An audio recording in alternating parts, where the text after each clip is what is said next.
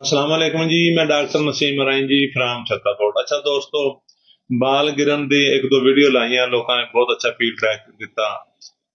कई लोगों के मैसेज आए कि डॉक्टर साहब आ ਜਿਹੜੇ ਸਾਈਡਾਂ ਤੋਂ ਵਾਲ ਡਿੱਗਦੇ ਆ ਨਾ, ਇਹਦਾ ਇਲਾਜ ਦੱਸੋ। ਦੋਸਤੋ, ਅਕਸਰ ਤੁਸੀਂ ਦੇਖਿਆ ਉਹ ਕਈ ਲੋਕਾਂ ਦੇ ਸਿਰ ਦੇ ਉੱਤੇ ਸਾਰੇ ਹੀ ਵਾਲ ਹੁੰਦੇ ਆ, ਲੇਕਿਨ ਆ ਜਿਹੜੀਆਂ ਸਾਈਡਾਂ ਨੇ ਨਾ, ਇਹ ਬਿਲਕੁਲ ਖਾਲੀ ਹੋਈਆਂ ਹੁੰਦੀਆਂ ਔਰ ਬੜੀ ਤੇਜ਼ੀ ਨਾਲ ਖਾਲੀ ਹੋ ਰਹੀਆਂ ਹੁੰਦੀਆਂ ਨੇ।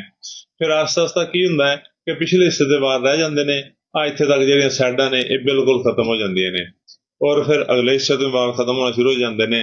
ਤੇ ਦੋਸਤੋ, ਪਰੇਸ਼ਾਨ ਨਹੀਂ ਹੋਣਾ।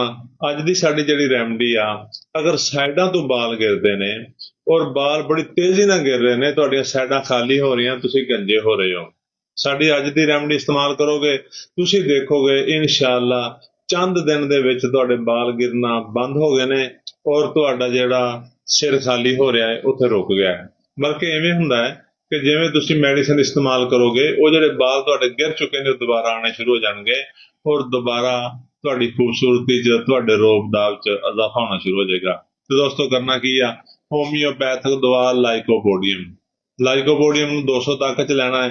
5 ਕਤਰੇ ਰੋਜ਼ਾਨਾ 2 ਘੁੱਟ ਪਾਣੀ 'ਚ ਪਾ ਕੇ ਪੀਣੇ ਆ।